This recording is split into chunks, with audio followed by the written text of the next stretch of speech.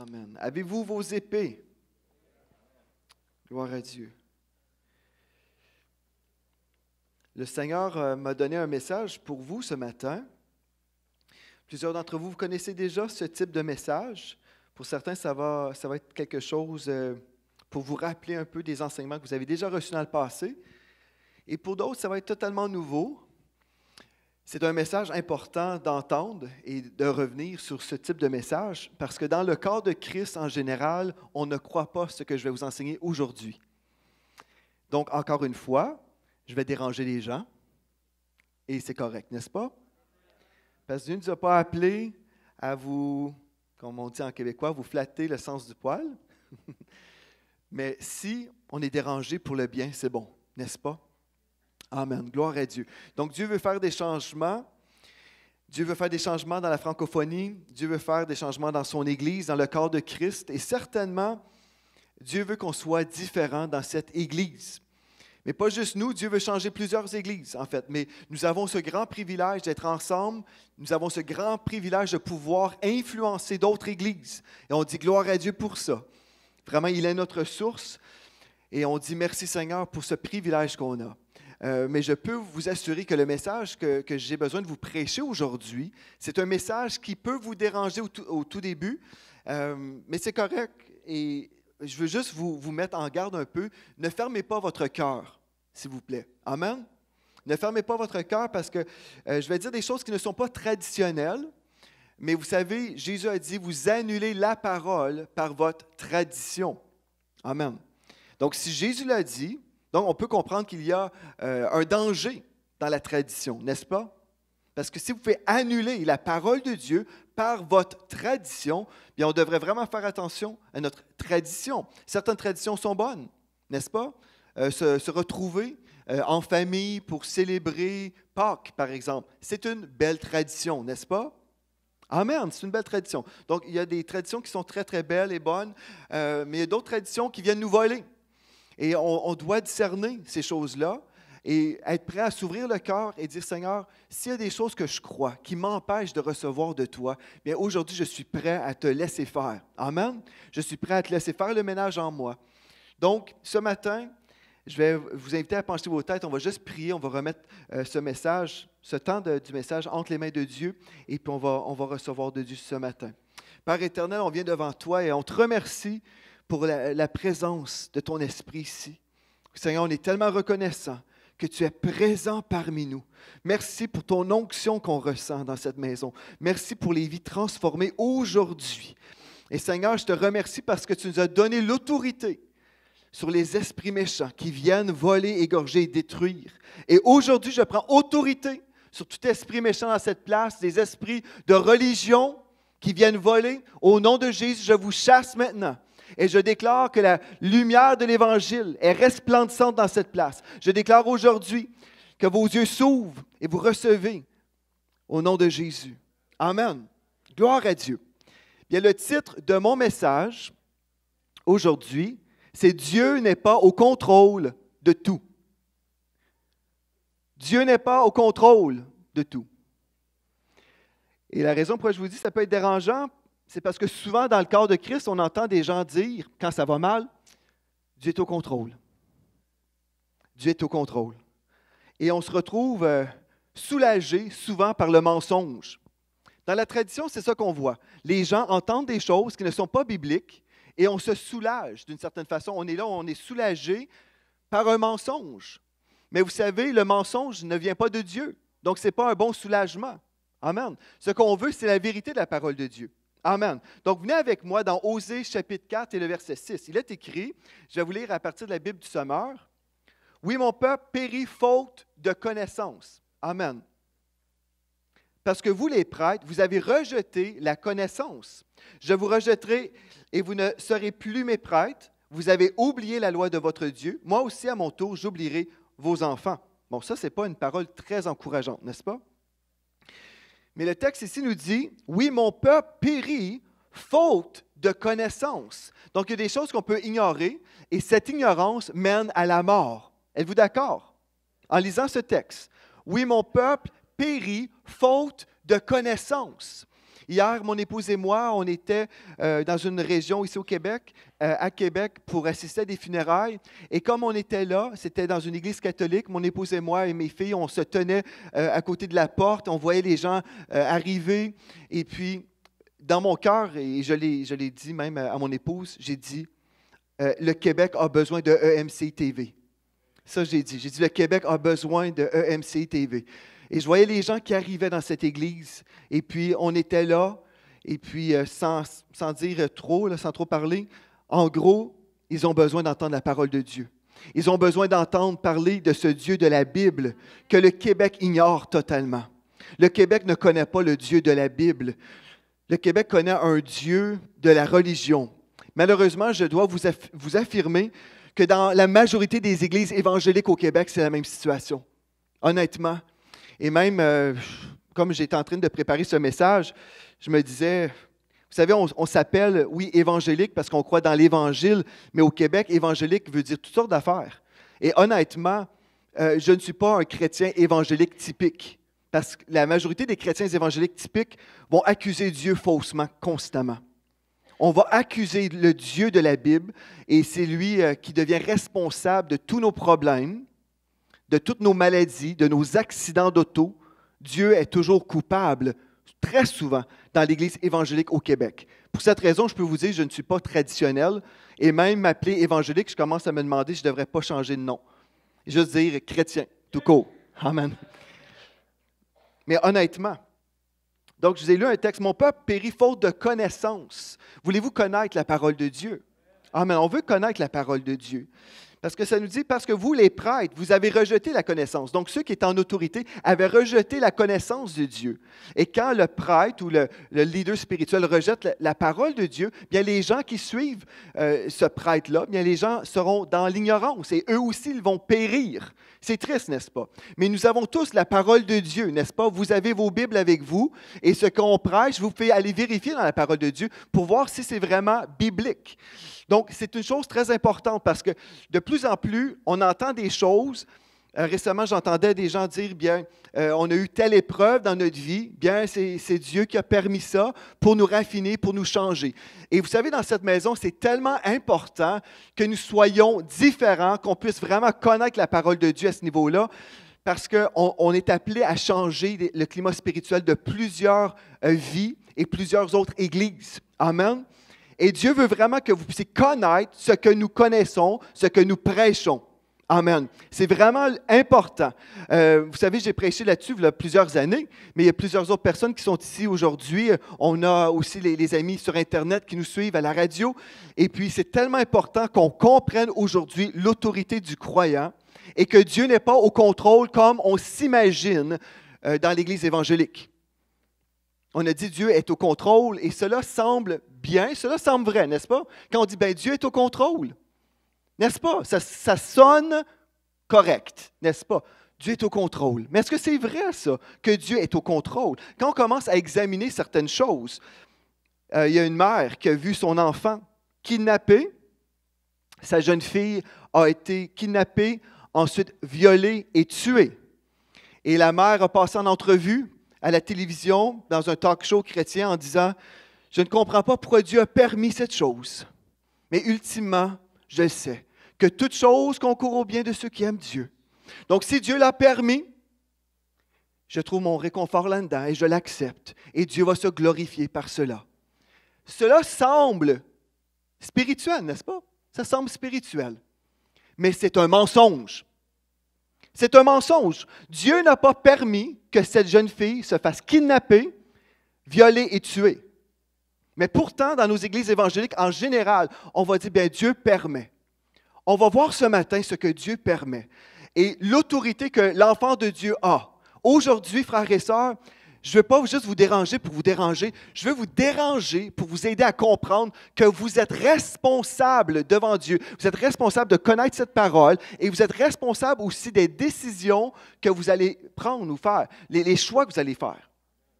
Vous savez, en ce moment, vous avez le choix d'écouter le message ou vous avez le choix de penser à autre chose en ce moment. Amen.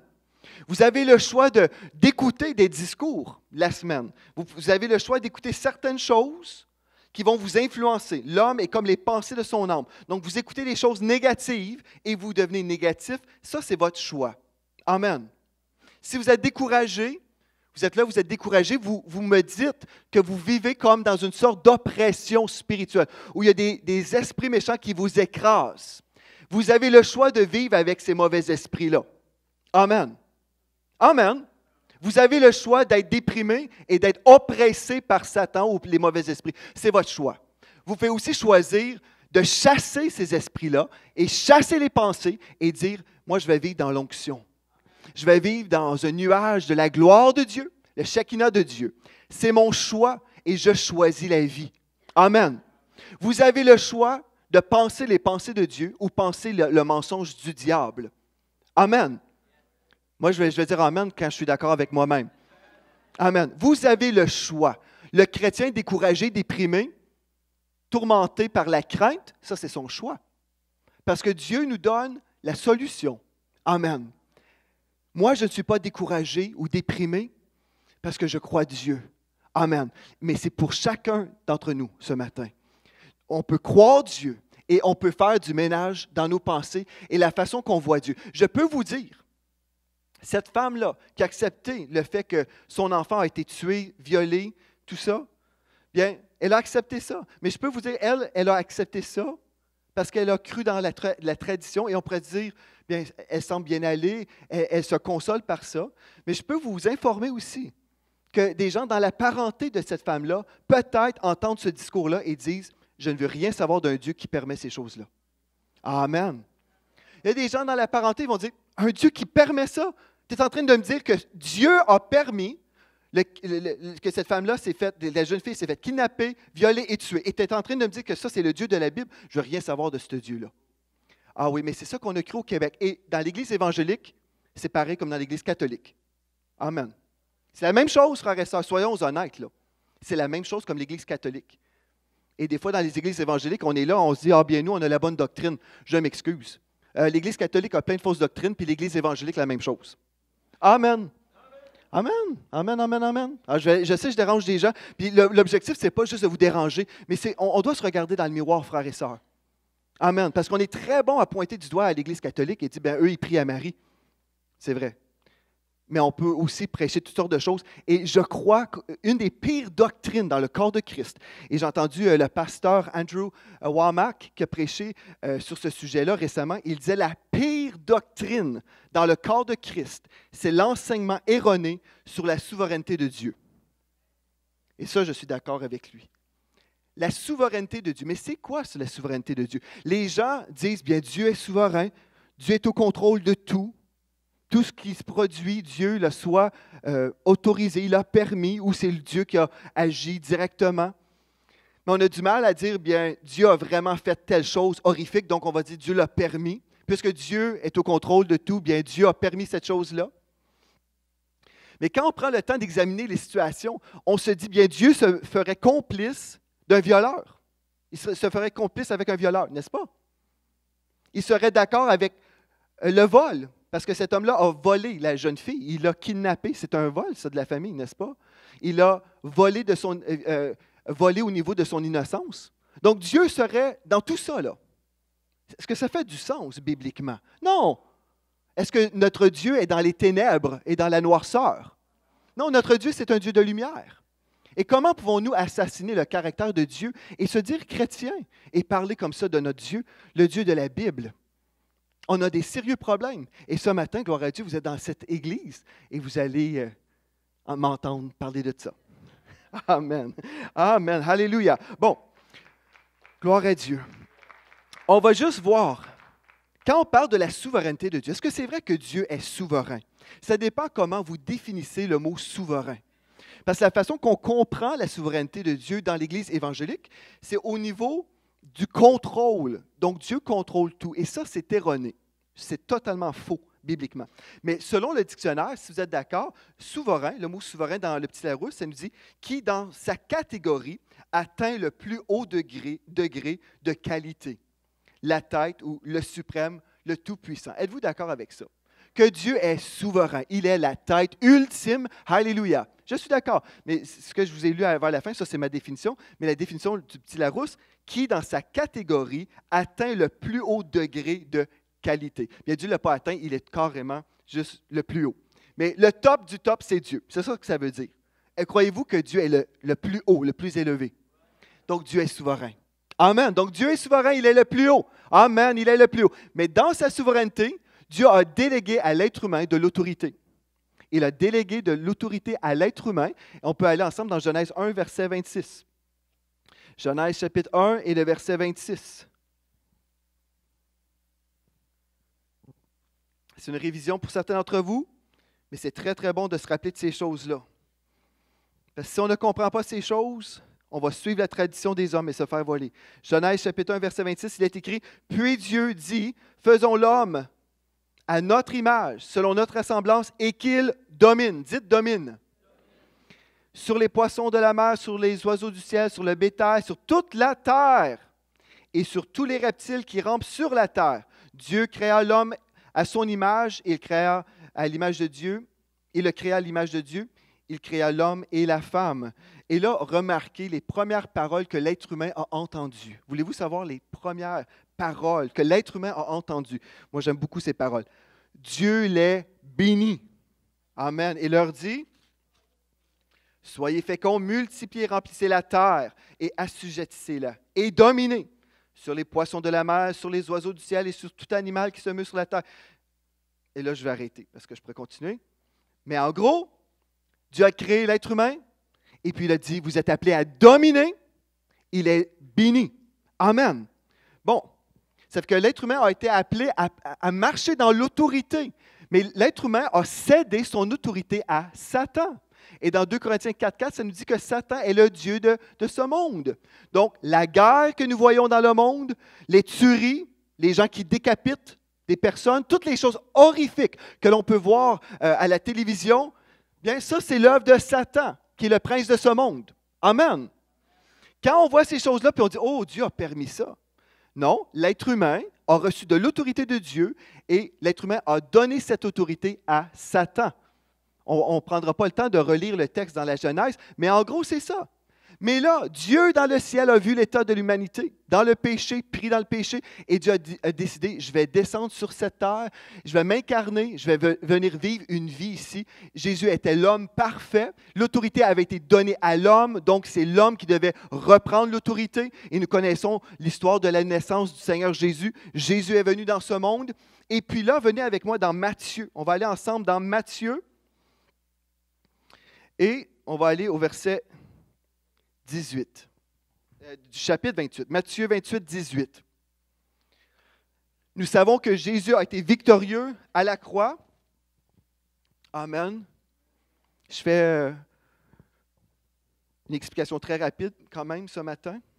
Et je veux juste vous rappeler des choses importantes concernant l'autorité du croyant ici, Matthieu 28 et le verset 18. Jésus s'étant approché, leur parla ainsi, en parlant à ses disciples. Tout pouvoir m'a été donné dans le ciel et sur la terre. Allez, faites de toutes les nations des disciples, les baptisant au nom du Père, du Fils et du Saint-Esprit. Et enseignez-leur à observer tout ce que je vous ai prescrit. Et voici, je suis avec vous tous les jours jusqu'à la fin du monde. Remarquez, Jésus a dit tout pouvoir. Dites tout pouvoir. Donc, Jésus a été victorieux à la croix. Il a repris l'autorité que Satan avait. Mais vous allez dire, oui, mais comment ça, on voit encore des choses terribles dans notre monde? Bien, je suis tellement content que vous me posez la question. Venez avec moi maintenant dans Éphésiens, chapitre 1.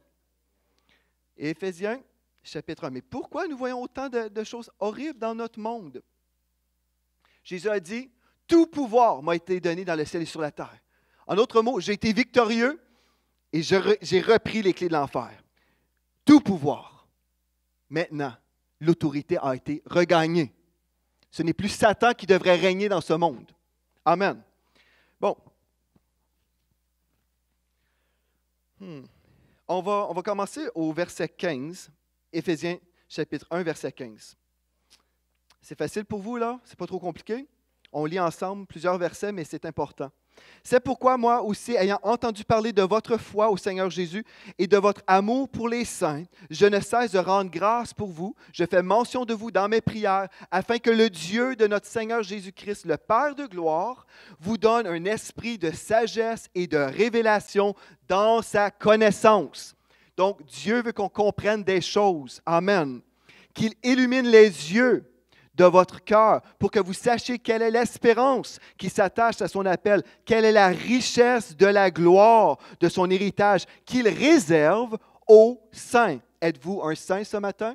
Vous avez été pardonné de tous vos péchés, purifiés, vous êtes un saint.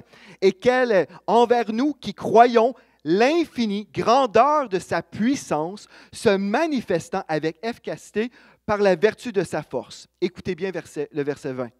Il l'a déployé en Christ, en le ressuscitant des morts et en le faisant asseoir à sa droite dans les lieux célestes, au-dessus de toute domination. Donc, Christ, OK, remarquez bien là, il est au-dessus de toute domination, de toute autorité, de toute puissance, de toute dignité et de tout nom qui peut être nommé, non seulement dans le siècle présent, mais aussi dans le siècle à venir. Ah, mais Jésus est au-dessus de tout. Jésus est souverain, semblerait-il, au-dessus de tout. Il est le top du top. Amen. Toute autorité. Amen. Et là, verset 22. Il a tout mis sous ses pieds et il a donné pour chef suprême à l'Église, qui est son corps, la plénitude de celui qui remplit tout en tous. Ah! C'est qui est en autorité maintenant? L'Église, qui est son corps. Ah, ben là, on parle du corps de Christ, mais c'est quoi ça, le corps de Christ? Je suis le corps de Christ, vous êtes le corps de Christ. Donc, pasteur Joël est en train de me dire que Dieu a donné de l'autorité à l'être humain, Adam. Il devait dominer sur la terre. Et puis ensuite, Adam, lui, il a mal réfléchi, il a commis un péché, il a remis son autorité à Satan, qui est devenu le Dieu de ce siècle et puis de ce monde. Finalement, toutes les horreurs qu'on voit, c'est de sa faute à lui. Et là, Jésus est parti du ciel, il est venu sur la terre, il a racheté l'autorité, et puis là, ensuite, il nous a donné l'autorité à l'Église. Oui, c'est ça que je suis en train de vous dire. Mais pourquoi que les choses sont terribles comme ça? Ah, bonne question, merci de m'avoir posé cette question-là. Mais pourquoi que les choses sont terribles comme ça? C'est parce que l'Église dit « Toute chose concourt au bien de ceux qui aiment Dieu ». Parce qu'on est une gang de pacifiques, de pacifistes. On est totalement passif. Passif. On ne fait rien. On laisse le diable faire ce qu'il veut. Puis on parle comment il fait des choses terribles. Et là, on le déclare de notre bouche. « Oh, ça c'est terrible, ça c'est terrible, ça c'est terrible, ça c'est terrible. » Ah, mais vous savez, les anges ne peuvent pas réagir quand on dit « c'est terrible ». Mais quand on découvre notre autorité en Christ et on commence à déclarer, toi, tu quittes cette place, esprit méchant. Vous savez, il y avait une place là, sur la rue principale à Granby, une place le studio sexe. Vous vous rappelez de ça, les grands biens? À chaque fois que je passais sur la rue principale, je disais, au nom de Jésus, tu disparais de cette ville. Au nom de Jésus, je te maudis, studio sexe. Donc, le propriétaire, si vous me suivez, c'est de ma faute que ça n'existe plus. Amen. Je suis certain qu'il y en a d'autres qui ont fait pareil. Amen. Mais à chaque fois que je passais là, au nom de Jésus, tu quittes ma ville. Au nom de Jésus. Bien, moi, j'ai été tellement content quand j'ai vu le bulldozer. Amen. Nous avons de l'autorité spirituelle. Amen. Amen. Mais si je dis, bien, toute chose concourt au bien de ceux qui aiment Dieu, ah, vous êtes en train de me dire que le studio sexe concourt à mon bien? Non. Non. Mais Dieu est au contrôle de tout. Si Dieu a permis que ces gens-là reçoivent un permis dans la ville de Granby, bien, ce n'est pas pour être moqueur, frères et sœurs. Mais je veux juste vous aider à réfléchir. Réfléchissons ensemble. Amen. Bon, je suis tellement content que Romains 8, 28 est là. On va le revoir ensemble. Alléluia. Est-ce que Dieu est souverain? Oui, Dieu est souverain. Il est le top du top, le plus haut, le plus grand, le plus puissant. Mais est-ce que cela veut dire que Dieu est au contrôle de tout? Non. Parce que Dieu a décidé de nous donner de l'autorité. C'est soit qu'on accepte notre rôle et notre autorité ou on laisse le diable agir. Amen. Amen. Alléluia. dans Romains 8, verset 28, quand quelqu'un a un accident d'auto, quelque chose de terrible se produit, on entend souvent les chrétiens dire ça. Toute chose concourt au bien de ceux qui aiment Dieu, de ceux qui sont appelés selon son dessein. J'ai entendu le témoignage récemment. 2 jeunes hommes d'une famille chrétienne, ils ont eu un accident d'auto. Ils sont tous les deux morts. Le pasteur a fait le service et il a cité Romains 8, 28. On ne comprend pas pourquoi. Les 2 jeunes hommes sont là et puis ils ont eu un accident d'auto, ils sont morts. Pourtant, ils venaient à l'église ici, mais on ne comprend rien. Mais frères et sœurs, toute chose concourt au bien de ceux qui aiment Dieu. Et là, l'Église dit Amen, Amen. Bon. Remarquez le texte. Êtes-vous prêts à lire ce que la Bible dit? Bon. Nous savons du reste. Dites du reste. Ah, déjà là, on devrait lire d'autres choses avant. Pensez-vous? Du reste. Que toute chose concourt au bien de ceux qui aiment Dieu. Amen. Déjà là, aimer Dieu veut dire qu'on va marcher selon ses commandements, n'est-ce pas? Amen, n'est-ce pas vrai ça? Jésus a dit, si vous m'aimez, vous allez m'obéir. Amen. OK, déjà là, on vient de voir une chose importante, n'est-ce pas? De ceux qui sont appelés selon son dessein. Amen. Bon, là, on va reprendre le texte au verset 26. De même aussi l'Esprit nous aide dans notre faiblesse, car nous ne savons pas ce qu'il convient de demander dans nos prières, mais l'Esprit lui-même intercède par des soupirs inexprimables. Et celui qui sonde les cœurs connaît la pensée de l'Esprit parce que c'est selon Dieu qu'il intercède en faveur des saints. En d'autres mots, ce texte-là nous parle de la prière. Amen. Bon, on l'a déjà vu dans cette Église, mais on va le revoir encore. Et puis vous allez devenir encore plus solide dans votre défense de Dieu, dans le sens où vous allez pouvoir vraiment vous tenir pour la vérité en ce qui concerne la bonté de Dieu. Bon. Mais là, ici, ça nous dit, on ne sait pas comment prier dans nos prières, mais l'Esprit, lui, il sait comment. Et puis, lorsque nous prions en esprit, lorsque nous prions des prières dirigées par le Saint-Esprit, nous savons, au verset 28, il est écrit, nous savons du reste que toute chose concourt à notre bien. Donc, quand Satan envoie des choses contre vous, des choses pour vous détruire, mais si vous priez en esprit, dirigé par le Saint-Esprit, même vous êtes là, vous avez des soupirs inexprimables, vous ne savez même pas quoi dire, mais vous laissez l'Esprit de Dieu prier à travers vous. Et vous êtes un enfant de Dieu, vous aimez Dieu. Mais là, ça nous dit ici, nous savons du reste que toute chose concourt au bien de ceux qui aiment Dieu, de ceux qui aiment Dieu, de ceux qui sont appelés selon son dessein. Amen. Bon, on a pris ce texte-là pour les funérailles de ces 2 jeunes hommes-là. Et le pasteur a dit bien, toute chose concourt au bien de ceux qui aiment Dieu. OK. Et là, après, on a su que les 2 jeunes hommes étaient ivres le soir qu'ils ont eu l'accident. Ils étaient ivres. Ils conduisaient un véhicule. Est-ce que Dieu était responsable de l'abus de l'alcool? Non. Mais là, Dieu travaille de façon mystérieuse. On ne comprend pas pourquoi Dieu a permis ça. Bien, ce n'est pas Dieu qui a forcé ces jeunes-là de boire de l'alcool et devenir saouls, et ce n'est pas Dieu qui a fait l'accident non plus. Dieu n'est pas responsable de cet accident-là. Et une chose qu'on doit remarquer, ça nous dit, de ceux qui aiment Dieu, est-ce que ces jeunes-là aimaient vraiment Dieu? Ça, c'est entre eux et Dieu, on ne jugera pas leur cœur. Mais ça nous dit de ceux qui sont appelés selon son dessein. Est-ce qu'ils marchaient selon l'appel de Dieu sur leur vie, en étant saouls? Non. Bon.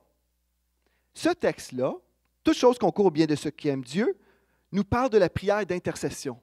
Donc, on l'a déjà vu dans cette Église, puis c'est important de revoir ces choses-là, parce que c'est le texte qu'on entend constamment en parlant de la souveraineté de Dieu. On s'imagine que tout ce qui arrive est autorisé de Dieu.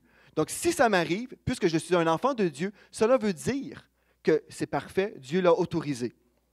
Bon, si c'est vrai, expliquez-moi Jacques 4, 7. Venez avec moi dans Jacques 4, 7.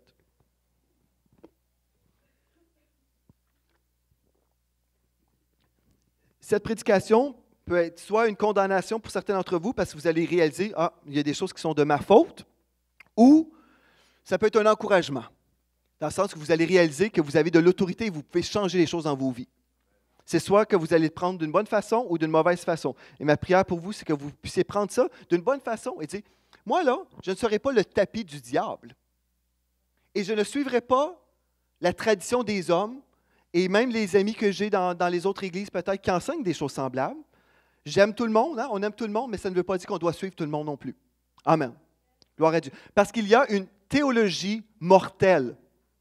Une théologie mortelle qui vous invite à accepter tout. Tout ce qui vous arrive, vous devez l'accepter et même remercier Dieu pour les œuvres de Satan. Oui, même ça, là. J'ai vu un livre que mon épouse avait au tout début de notre mariage. Une chrétienne lui avait offert un livre sur la louange. Remercier Dieu en toutes choses, mais en fait, ils avaient compris, remercier Dieu pour toutes choses. Donc, on remercie Dieu pour telle maladie, on remercie Dieu pour tel accident, on remercie Dieu pour... Non, on ne remercie pas Dieu pour les œuvres de Satan. Amen. Amen. On remercie Dieu pour les œuvres de Dieu. Et pour sa grâce, malgré l'épreuve, malgré l'attaque, Dieu est plus grand que le diable. Amen. OK. Jacques 4,7 nous dit « Soumettez-vous donc à Dieu, résistez au diable, et il fuira loin de vous. » Dieu nous appelle à résister le diable. Résister. Bien, pour résister, on doit être capable de voir le travail du diable et discerner cela ne vient pas de Dieu. Amen. Dieu nous appelle à discerner. Amen. Et on doit aussi discerner des choses dans nos vies. Êtes-vous prêt que je vous dérange encore plus? Si, admettons, vous vous êtes divorcé, Dieu pardonne tout ça. Amen. Croyez-vous ça? Mais ne dites pas, ben Dieu a permis que je me divorce. Dieu. Non, les chicanes de couple ne viennent pas de Dieu. Amen. Mais malgré ces choses-là, Dieu peut transformer pour votre bien et toutes choses vont concourir à votre bien. Mais écoutez bien ceci, Dieu ne commet pas de péché. Amen. Dieu ne commet pas de péché. Amen. Le mot résister veut dire être contre, résister, s'opposer. Pas soyons passifs et ne rien faire. Vous savez, c'est tellement important de discerner ces choses-là parce que dans le courant évangélique au Québec, on accepte absolument tout comme venant de Dieu. Et j'entends des discours qui me frisent les oreilles, comme mon épouse dirait. Est-ce que c'est ça l'expression? Non? Ça ne me frise pas les oreilles, mais qu'est-ce que ça fait d'abord? En tout cas, ça me dérange. Ma femme est où, là? Elle n'est pas là, ma femme? C'est quoi, là? Ça me frise les oreilles? En tout cas, ça fait quelque chose de négatif. Non, mais sérieux, j'entends des choses, Dieu a permis. On ne comprend pas pourquoi Dieu permet ça, mais sûrement là-dedans, on grandit. Hein? Dieu nous enseigne par les épreuves. Et là, je pourrais prêcher sur Jacques 1, je ne prendrai pas le temps aujourd'hui. Mais on va se concentrer sur certains mensonges, puis on pourra revenir sur d'autres choses. Et vous devez comprendre des choses parce qu'il y a une théologie mortelle. Ce que vous entendez dans vos oreilles, en fait, c'est ça qui va vous nourrir spirituellement. Et ce que vous croyez, c'est vraiment entre la vie ou la mort. Le frère Andrew Wommack a vécu une épreuve très, très grande dans sa vie. Son fils est décédé, je crois, j'ai écrit la date, le 4 mars 2004. Son fils est décédé. Et puis, vous pouvez vous imaginer un pasteur qui prêche la foi, voit que, bon, finalement, son fils vit quelque chose de très difficile et puis il se retrouve mort. Il était à la morgue et puis il était même dans un de ces genres de tiroirs, là. Il y avait une étiquette sur son orteil.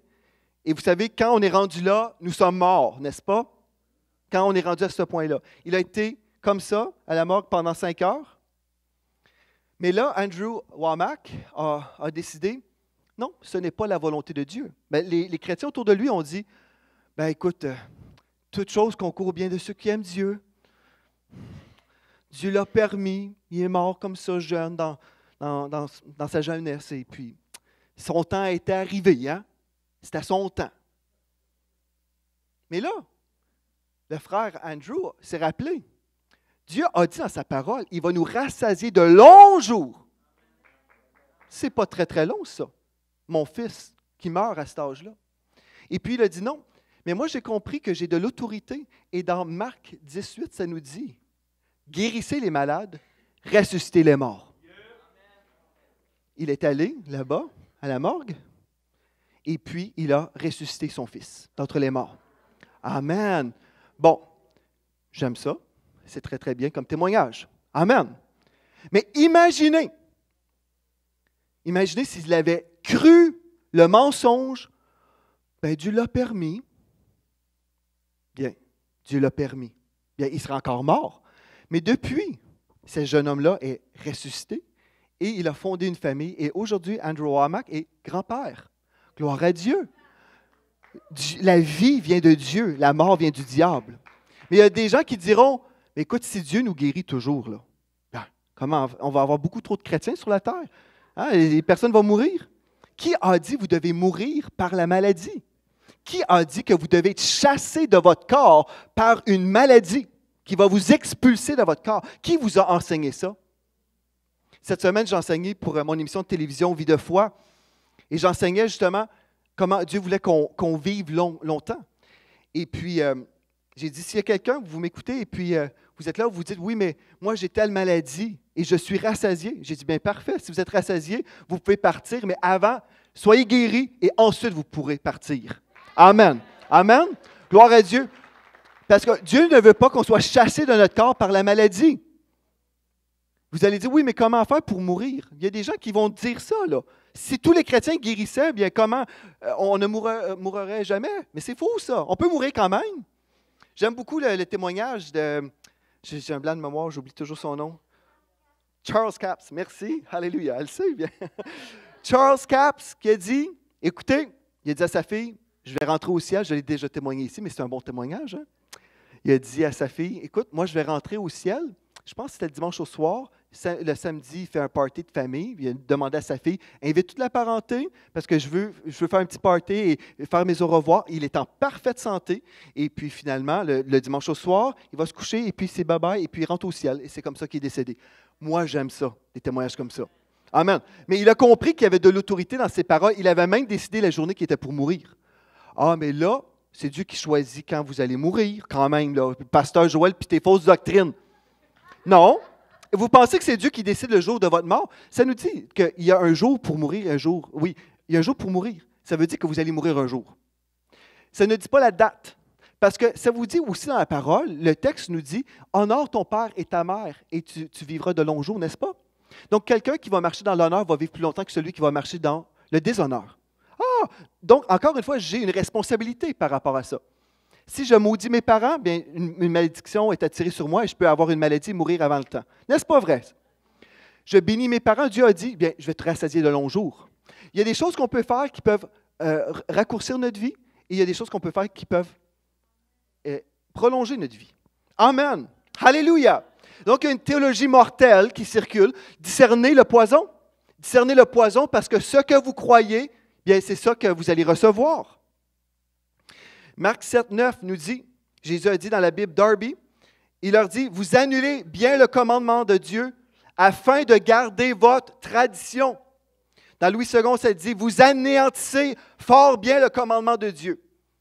Donc, vous pouvez avoir la parole de Dieu, mais vous annulez tout ça, là. C'est anéanti. Cette parole est anéantie par votre tradition. Vous lisez, et voyez-vous, le texte, quand on fait une recherche dans le dictionnaire biblique, le mot anéantir veut dire rendre ou déclarer quelque chose nul, sans effet, supprimer, résilier. Et c'est la même chose qu'on fait dans nos églises évangéliques. C'est nul, ça. Vous serez rassasiés de longs jours. C'est nul. C'est ce qu'on dit. C'est nul. Avez-vous déjà entendu parler un pasteur dire ça dans une église? Frères et sœurs, je vais vous prêcher quelque chose qui va avoir sans effet dans vos vies. C'est totalement nul. C'est nul. Je vais annuler toutes les promesses de Dieu pour vous ce matin. Mais je vais parler avec un beau ton, très religieux, réconfortant. Et je vais vous dire comment vous n'avez pas d'espoir. Et on ne peut rien comprendre de Dieu parce que Dieu est mystérieux. Et oui, c'est ça. C'est donc triste, nous autres. Alléluia. Gloire à Dieu. OK, venez avec moi. On va parler un petit peu de nos responsabilités. Si nous croyons vraiment ce que nous avons lu dans Éphésiens et ce que nous avons lu dans Matthieu, toute autorité a été donnée au Seigneur Jésus. Et dans Éphésiens, nous voyons vraiment qu'il est au-dessus de toute dignité, toute autorité. Mais si je crois que Jésus m'a donné cette autorité, ceci veut dire que je peux changer des choses dans ma vie, dans la vie des gens que je côtoie, dans mon entourage, à mon travail. Je peux changer des choses, n'est-ce pas? Ou je peux chanter que sera, sera, whatever will be, will be. Je peux faire comme ça. Comme la majorité des chrétiens. C'est donc triste. C'est malheureux. Oui, Dieu l'a permis. Dieu l'a voulu ainsi. Dans Éphésiens 3,20, je vais vous lire un texte que vous allez dire, oui, je crois là-dedans. Éphésiens 3,20, « Or à celui qui peut faire, par la puissance qui agit en nous, infiniment au-delà de tout ce que nous demandons, pensons. » Je vais vous relire le texte. « Or à celui qui peut faire, par la puissance qui agit en nous, infiniment au-delà de tout ce que nous demandons, pensons. » Je vais relire le texte.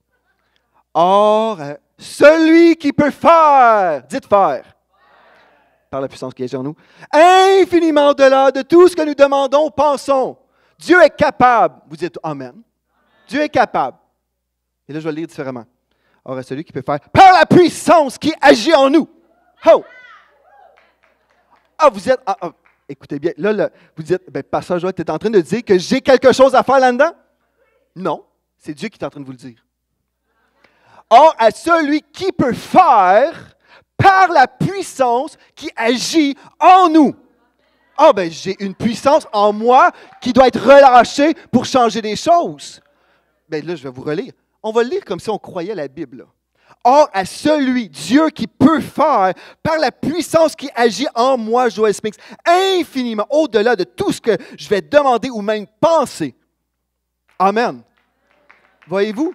Par la puissance qui agit en moi. Vous êtes en train de me dire, vous croyez en applaudissant, que vous croyez que j'ai de la puissance. Mais croyez-vous que vous avez de la puissance? Que par cette puissance qui agit en vous, vous pouvez changer des choses? Ah! Là, vous devenez des chrétiens dangereux là, pour le royaume des ténèbres. Vous devenez dangereux parce que vous allez commencer à changer les choses au lieu de tout accepter comme venant de Dieu, autorisé de Dieu. Amen. Alléluia.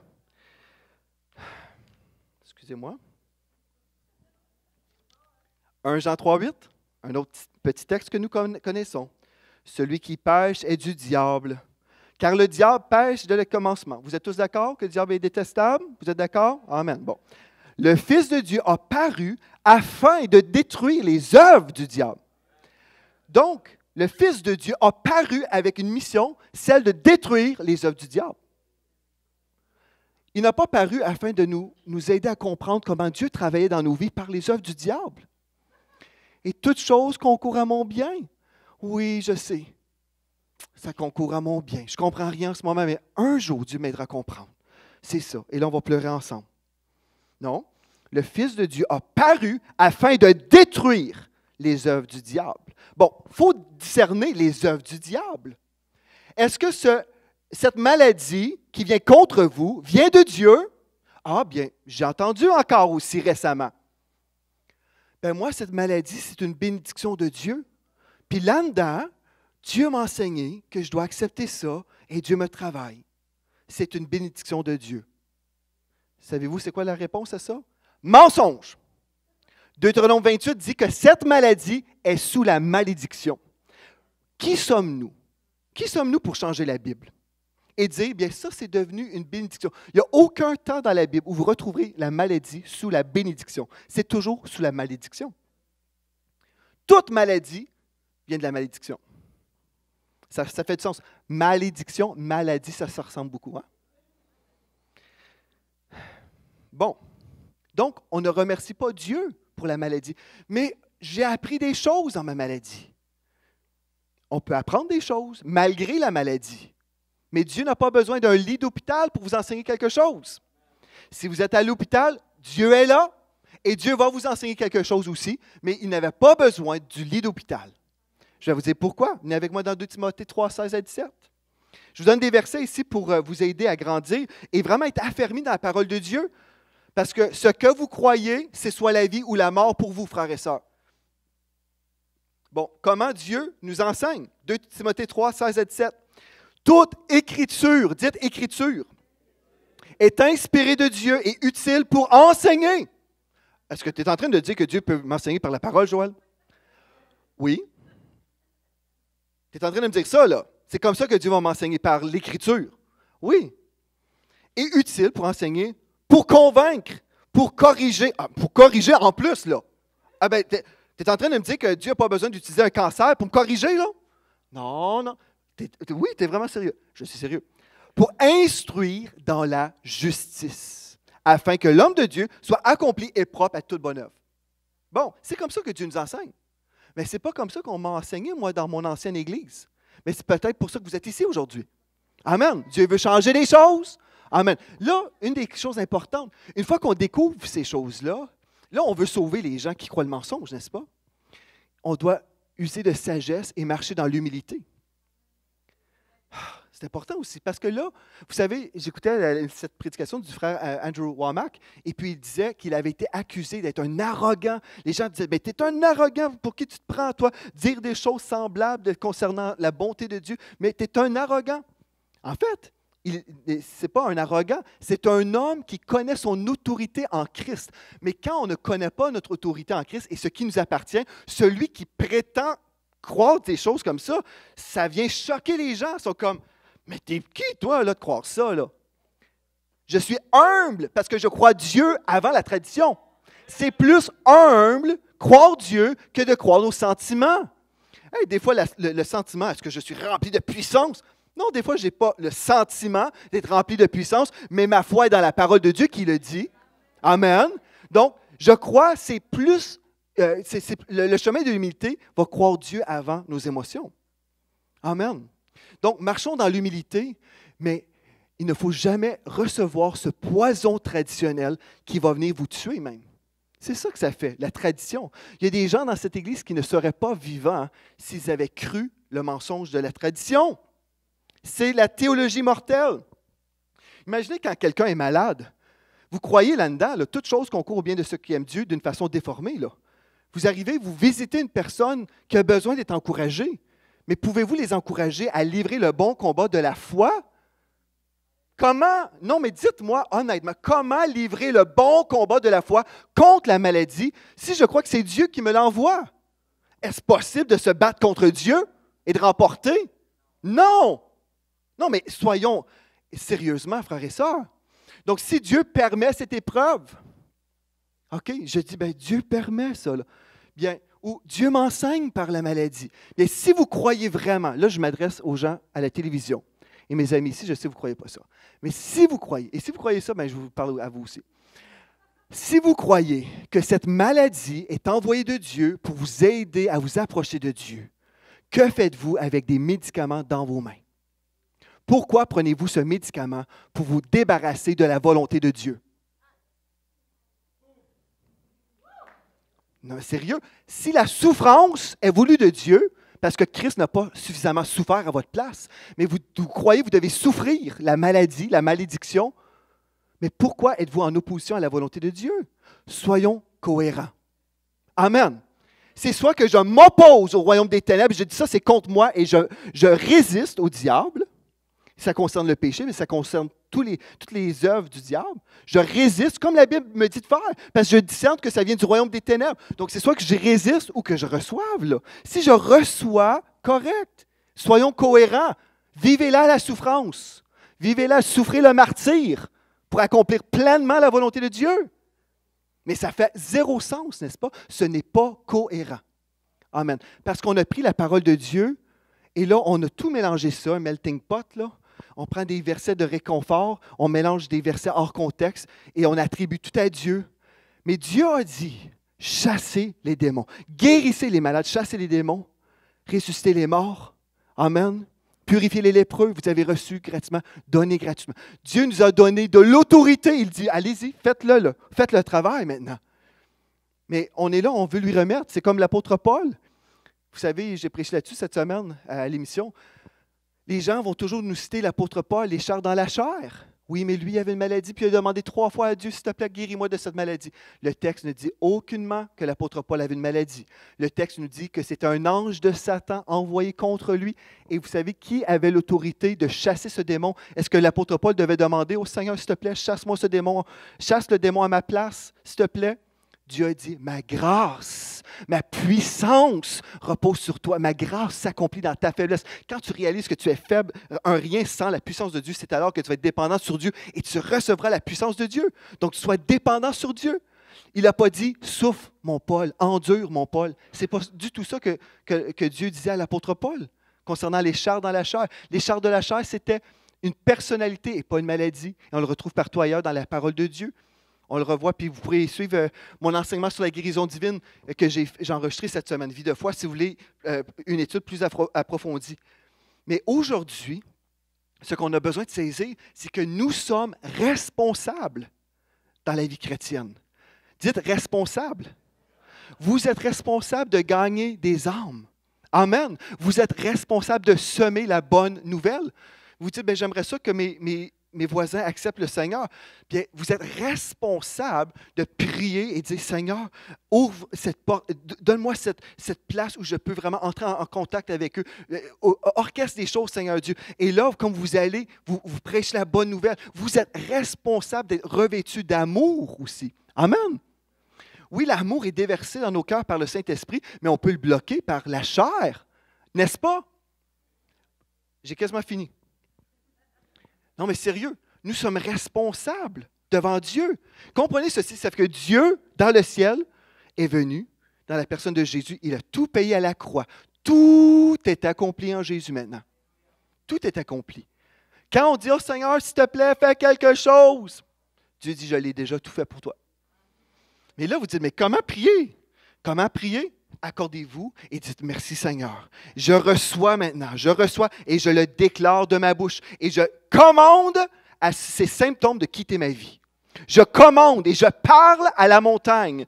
Peu importe la montagne de dette, la montagne de maladie. Je commande maintenant parce que vous êtes en autorité sur cette chose-là. Si vous dites, « Seigneur, s'il te plaît, je t'en supplie, enlève-moi de cette douleur, enlève cette douleur. Oh Seigneur, je t'en supplie. » Ne dites pas, « Je t'en supplie. » Pourquoi supplier Dieu quand il l'a déjà fait? Là, il faut recevoir. Mais comment recevoir? Accordez-vous avec Dieu et dites, « Merci Seigneur Dieu, parce que ça m'appartient. » Et ce n'est pas Dieu qui retient la chose.